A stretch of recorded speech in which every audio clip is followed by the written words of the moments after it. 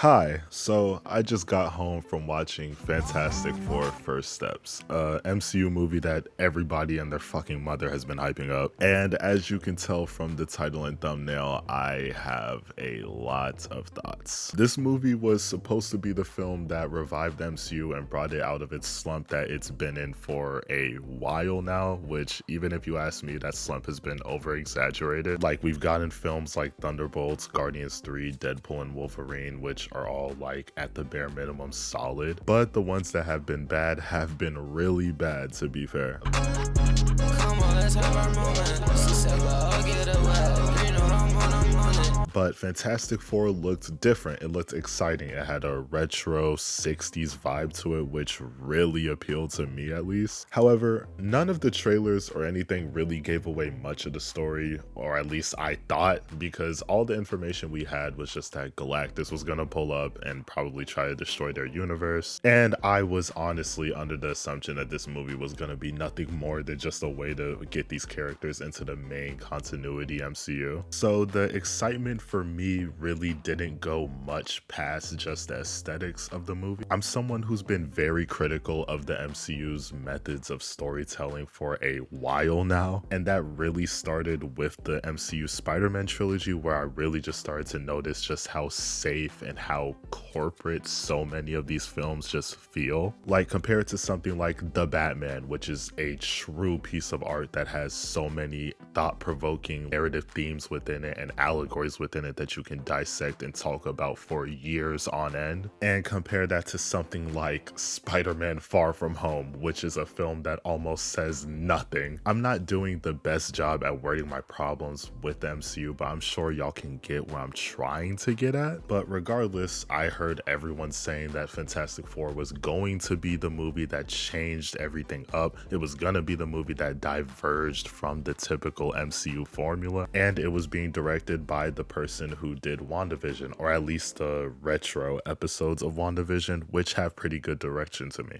And it's not like I have no faith at all in the MCU. Thunderbolts is my second favorite film in the entire MCU, and the Guardians trilogy are all bangers. Not to mention Infinity War and Endgame both being some of the best experiences I've ever had in a theater. So I went into Fantastic Four being cautiously optimistic, especially as someone who knows little to nothing about the Fantastic Four. I watched Rise of the Silver Surfer like maybe once when I was 6 or 7 years old, and I have a vague memory of going to see the one with Michael B. Jordan in 2015 when it dropped. Know your fucking place, trash. So I was thinking maybe this movie would be a good starting point, a good jumping on point for me to learn about these characters that so many people seem to adore and love. And no, it really wasn't. I'm done wasting your time. We're just gonna go ahead and start talking about the film itself. Spoiler warning for anyone who has not seen the movie, because yes, I will be touching on spoilers. The movie opens up with a scene revealing that Sue is pregnant, and also showing off Reed's characterization through dialogue. Reed is an overthinker who thinks of every possible outcome or solution to a problem. I'm not gonna comment on how comic accurate that is, because as I said earlier, I don't read the comics for these characters. I just wouldn't know. But I bring up Reed's characterization to make this point that is one of my major criticisms of this movie. I left this film knowing little to nothing about these characters. Like, I'm aware of their powers, I'm aware of their outfits, I'm somewhat aware of the relationships that they had with one another before and after receiving their powers. But as far as who they are as people and as individual characters, I feel like I don't know these people. I don't have a reason to be attached to them. The entire movie almost plays out as if it's made for people who have pre-existing knowledge of these characters. And it is funny because this is a criticism that I've seen get thrown at Superman, when, if you ask me, Superman does pretty much the opposite of this film. Within the first couple of scenes, we are given plenty of dialogue and time to just learn who Clark and even Lois are as people. The entire point of the interview scene is to characterize these two individuals. And that's one of the like first scenes in the film. With the Batman, one of the first scenes is a monologue from Bruce explaining who he is,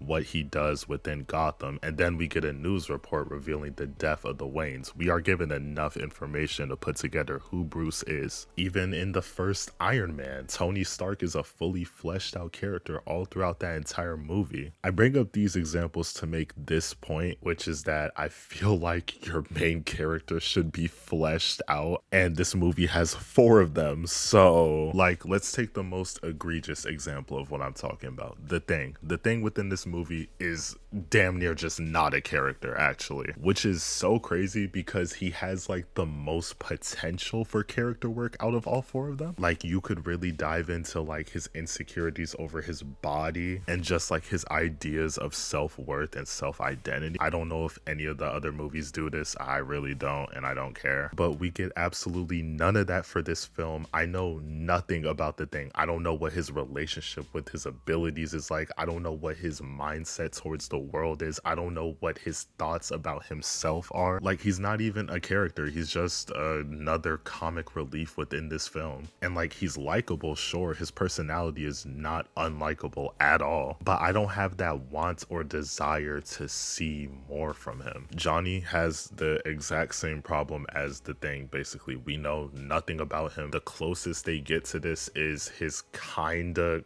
crush on Shalabal throughout the film, but even then, all we really know about Johnny's personality is that he's funny. I guess by MCU standards, he likes women and he likes space. Even Sue Storm, who I consistently heard was the heart of this film and was going to be the leader of the Fantastic Four, it feels like she's not much of a character outside of being a mother, which is not a terrible character motivation, but when that's the crux of the character, I would expect you to expand more on that, and I'll touch more on what I mean by that later. Regardless though, my point is Reed is the only character out the 4 who's even slightly fleshed out, and that's just very disappointing to me. Like, I'm sorry, cute family interactions is not enough for me to call these characters excellent in any way, especially when there's no real development or character arc present for any of them. Regardless though, let's talk about a positive that I feel like will be unanimous with this film, and that's the aesthetics and the setting of this movie. They are fucking amazing, dude. Like, everything, even down to like the fucking car that they ride in, just looks so cool to me.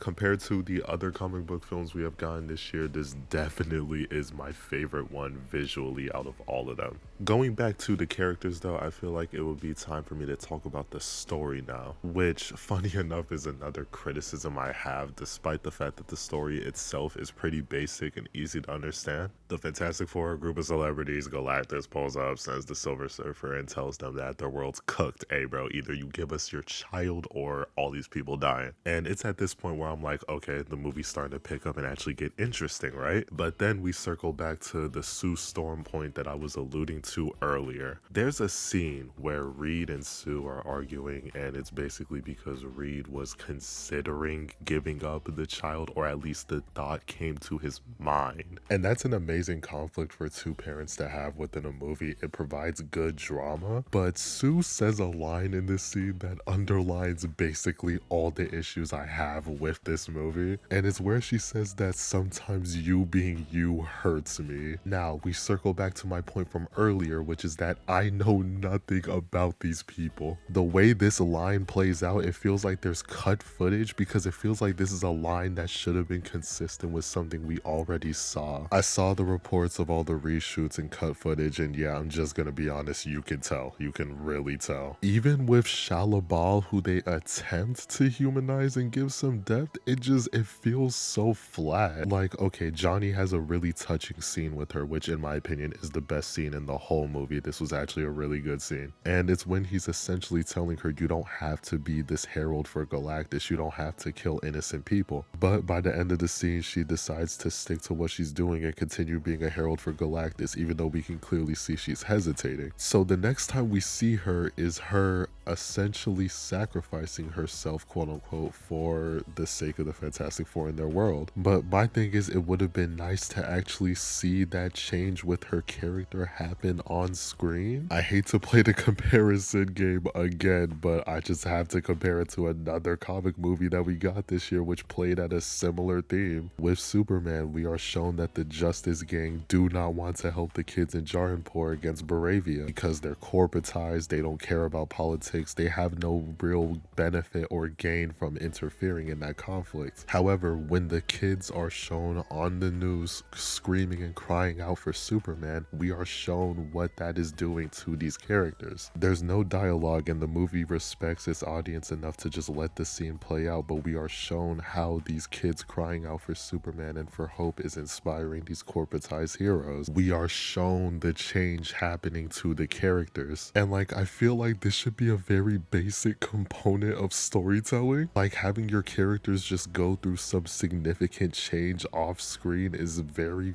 fucking lazy. And the whole final fight with Galactus just kinda just, oh my god. First of all, the entire time Galactus is going to grab Franklin, I'm just thinking to myself, why doesn't Johnny just fly up and grab the fucking baby? Especially when we're shown multiple times within the movie that Johnny is faster than Galactus, which is crazy, by the way, considering how much I heard Galactus getting meat road and hyped up before this movie. But no, they had to get Galactus to grab the baby so that we could get a sacrifice from Sue Storm, which immediately gets undermined. And oh my god, let's talk about that. I do not fucking care if it's comic accurate at all. I don't read the comics. I don't give a shit. I'm judging this film as a film. Franklin just having the power to revive people from the fucking dead is stupid. It was never alluded to or implied at all anywhere within the film. The only thing we even get, even like remotely referring to Franklin having some power, is Galactus being all vague and being like, oh, the boy has infinite power. Like, okay, I didn't know infinite power meant Deus Ex Machina, and it's so frustrating to me because the Sue sacrifice is actually a really powerful scene, and I really thought this was when the film was gonna hammer home on Sue having some form of inner conflict and turmoil, because all throughout the film she is talking about how she will do anything but give up the baby, which is completely valid. She's a mother, she's a good mother, but no, that doesn't get paid off. She just gets instantly revived immediately after sacrificing herself. Hello, editor Pokery here. One thing I also wanted to add in that I fucking hate about this scene is that it invalidates any stakes going forward regarding these characters or the larger MCU, since they're gonna be migrated over there, because why should I take any stakes serious when there's a character who can just revive other people? This movie is so fucking lazy, dog. So we end the movie with none of our characters changing in any meaningful way or learning any type of lesson. If you think I'm lying, okay, tell me in any way, how did any of these people change? What character arc did any of them go through? What profound lesson did any of them learn about themselves or the world? And having flat characters is perfectly fine. One of my favorite stories of all time is One Piece, and it has a relatively flat character in Luffy. However, the difference between that and this is the fact that we're shown how Luffy impacts the world around him, and that's the main focus of One Piece, is developing all the other characters relative to how Luffy impacts them. Meanwhile, with Fantastic Four, it makes it very clear that the focus is on these main characters who are just flat out not developing at all. Yes, we do get to see how they impact society around them, but that's not a main focus of the film, especially when their conflict with society gets revolved within 2 scenes, dog. I don't want this video to be completely negative, because no, I don't think this is some horrible movie or anything, not by any stretch of the imagination. I think it's a perfectly fine, mediocre summer action movie, and I hope y'all had a better experience than me watching this film, and I hope you can just go to the theaters and enjoy it, because truth be told, the movie is a very fun experience. I wasn't like miserable when watching the movie. Problem is though, I was told by so many people that this movie was like on the level of Sinners in terms of artistic value and writing, and safe to say, no, I just don't think it's that. And if I haven't made it obvious yes, I do think both Thunderbolts and Superman are significantly better movies. Sorry for the really low effort video, especially after I've been gone for a while. I really did it to like, you know, really represent the amount of effort Marvel put into this movie. My bad. Either way, I hope y'all have a great day. Hit the gym, make some bread today. My next video will be about Superman or Karate Kid Legends, whichever one drops first. Bye. I know it hurts sometimes, but you keep me